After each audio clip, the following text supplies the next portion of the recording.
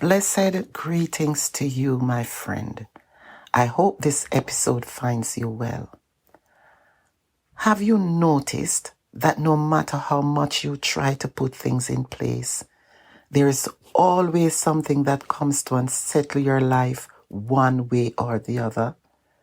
The thing is, no one is actually prepared for sudden grief. It does not come with a timetable or manual. It is unexpected.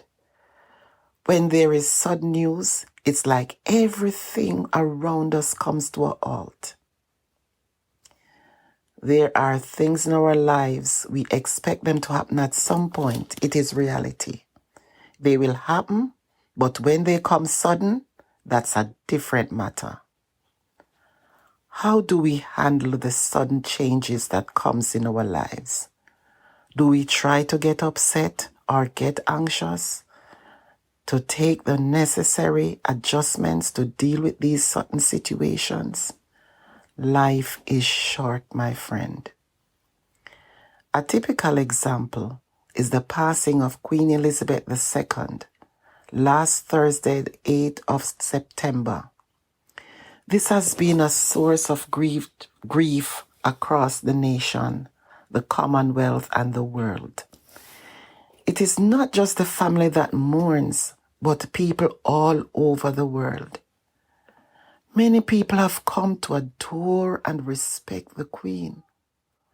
We may not all agree with the monarchy, but this is a time of grief for the family especially. The important thing is the coming together of different cultures all across the UK is real solidarity. During this time, let us remember her kindness and faithfulness to the people and nations she served.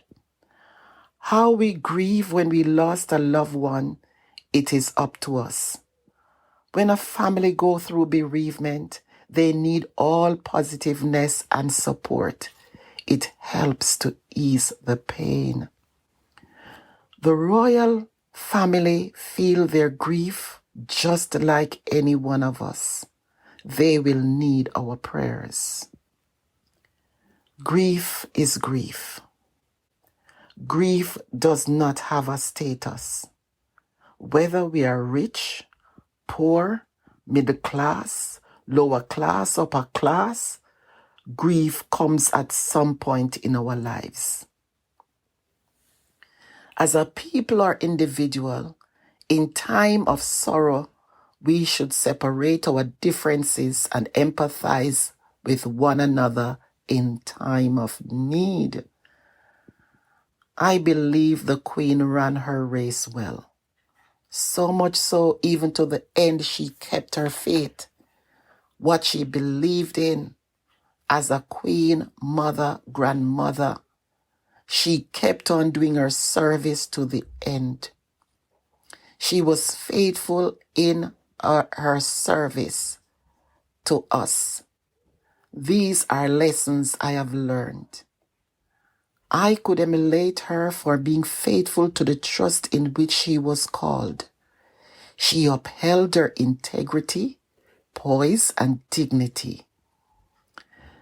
With this said, I pray to my God to favor our new King Charles III, that he may grow in wisdom, rule well, and be in good health. Amen.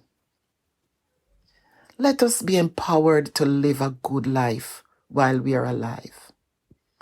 Let us endeavor to be a light of goodness, showing a little kindness.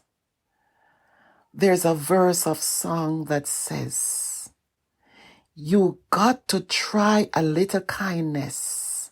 Yes, show a little kindness. Shine your light for everyone to see. And if you try a little kindness, then you'll overlook the blindness of narrow-minded people on the narrow-minded streets. What a difference you and I can make just to ease any heartaches or grief over different situations.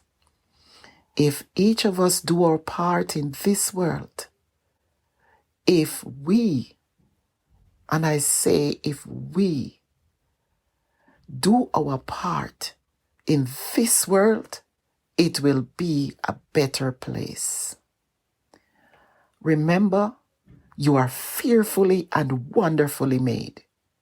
Be blessed.